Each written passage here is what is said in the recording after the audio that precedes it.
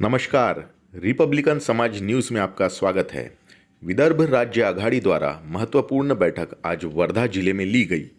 आगामी चुनावों के मद्देनज़र पार्टी के प्रमुख कामों को गति प्रदान करने व प्रमुख मुद्दों पर चर्चा करने के लिए यह बैठक आयोजित की गई, जिसमें एनएफएनएस के महासचिव एडवोकेट स्वप्नजीत सान्याल, विदर्भ राज्य आघाड़ी के केंद्रीय कार्याध्यक्ष एडवोकेट नीरज खांदेवाले, वीरा कामगार आघाड़ी के केंद्रीय अध्यक्ष एडवोकेट संजय नेरकर, केंद्रीय समन्वयक चंद्रशेखर बदुकले, केंद्रीय महासचिव अमोल कठाने, वर्धा जिला अध्यक्ष रामकिशोर सिंधधुपे, जिला सचिव आशीष इझनकर, जिला उपाध्यक्ष प्रकाश अतिलकर, अरुण गावंडे, महिला जिलाध्यक्ष रेखा खेलकर, अनिल चौहान, रमेश साळवे, राजेंद्र भोयर, विकास डेकाटे, रामदास गावंडे, गजानन तिडके, राजू वैद्य, दिलीप ठाकरे, मनोज विरुड़कर व इतर कार्यकर्ता व पदाधिकारी गण मौजूद थे।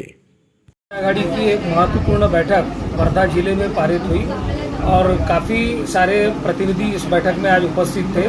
मीटिंग बहुत ही सौहार्दपूर्ण वातावरण में हुई। इसमें प्रमुख तौर पे दो तीन विषय जो अभी महत्वपूर्ण है उनके ऊपर चर्चा हुई।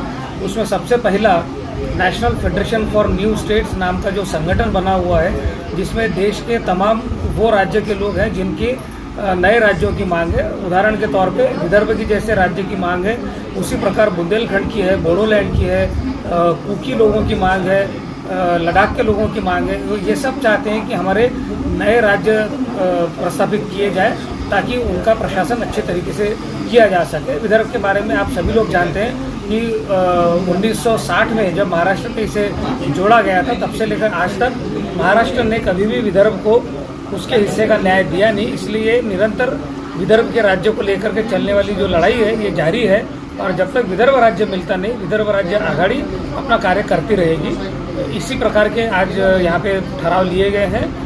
National federation for new states इस संगठन का त्रिपुरा राज्य के राजधानी अगरतला में आने वाले 23 और 24 तारीख को एक महाधिवेशन और महत्वपूर्ण सभा रखी है, जिसमें विदर्भ राज्य आघाड़ी एक घटक पक्ष होने के नाते सहभागी होने वाला है और वहाँ पे जो देशव्यापी आंदोलन की चर्चा की जाएगी उसका हम लोग हिस्सा बनने वाले हैं। उसी प्रकार आने वाले 2024 में लोकसभा विधानसभा के चुनाव लग कर के आ रहे हैं और जो अभी की राजकीय परिस्थिति है इसके ऊपर भी विदर्भ राज्य आघाड़ी ने अपनी भूमिका स्पष्ट की है। हम हर चुनाव में अपने योग्य उम्मीदवारों को प्रत्याशी के तौर पर यहाँ खड़ा करने का निर्धार करते हैं और विदर्भ राज्य की निर्मिति की मांग को जिन जिन पक्षों का समर्थन है, ऐसे सारे समविचारी और मित्र पक्षों के साथ में एक बड़ा गठबंधन बनाने की हम कोशिश करने वाले हैं। उसमें विदर्भ राज्य आघाड़ी की अहम भूमिका रहने वाली है और इसी के साथ में तरुणों को भी हम, युवाओं को भी हम ये आह्वान करते हैं कि वो सक्रिय तौर से राजनीति में उतरे। राजनीति ये एक क्षेत्र पढ़े लिखे लोगों का रहना चाहिए, जिसमें जिनकी संविधान के प्रति कटिबद्धता, ऐसे लोगों की राजनीति में आना चाहिए और ना कि राजनीति से कोई परहेज रखते हुए सिर्फ टीका टिप्पणी करने से कोई समस्या का समाधान नहीं होगा। ऐसा युवाओं को हमने यहाँ पे आह्वान किया हुआ है और निश्चित तौर पे पढ़े लिखे अच्छे युवक जब जिस दिन राजनीति में आएंगे तो राजनीति का भी चेहरा बदला हुआ आपको नजर आएगा। आप एक अधिवक्ता भी नज़र से देखते हैं और इसके ऊपर संवैधानिक क्या आप जानकारी दे सकते हैं? भारत की अगर हमने संविधान के कलम अगर एक पढ़ते हैं तो उसमें दिया हुआ है कि भारत दैट इज इंडिया। इसका मतलब ये है कि भारत यानी ही इंडिया, भारत वर्सेस इंडिया या भारत बनाम इंडिया, ऐसा कोई विवाद अपने संविधान में नहीं है।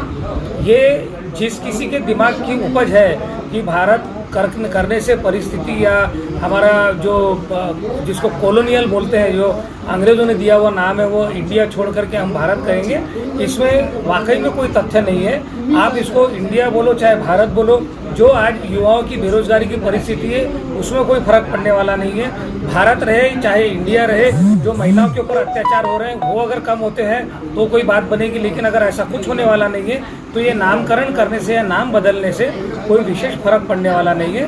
बाहर के देशों में, विदेशों में भारत को इंडिया के नाम से ही जाना जाता है। मोदी जी को आज भी जब वो परदेश जाते हैं तो उनको प्राइम मिनिस्टर ऑफ इंडिया ही कहा जाता है। अगर इसको भारत नाम जो कि संविधान में ऑलरेडी है तो उसके लिए कोई अलग प्रावधान करने की ज़रूरत नहीं है। और ये एक जो हमारे जटिल मुद्दे हैं जिसके ऊपर में सरकार ने जवाब देना चाहिए, उनसे जनता का ध्यान भटकाने के लिए ये निकाला हुआ एक कीड़ा है और इसमें कोई तथ्य नहीं है। महंगाई पे बात हो, बेरोजगारी पे बात हो, डीजल पेट्रोल के दामों के ऊपर में बात हो, बेरोजगारों गाड़ी के ऊपर में बात हो, महिलाओं की सुरक्षा की बात हो, चाइना अरुणाचल प्रदेश में घुस चुका है उसके ऊपर बात हो, ये न करते हुए ये कुछ तो भी एक डाइवर्शन करने का इनका प्रयास है और जनता अभी 10 साल में इनको अच्छी तरह से पहचान गई है। तो मुझे नहीं लगता कि इसके ऊपर कोई ज़्यादा तवज्जो देने की ज़रूरत है।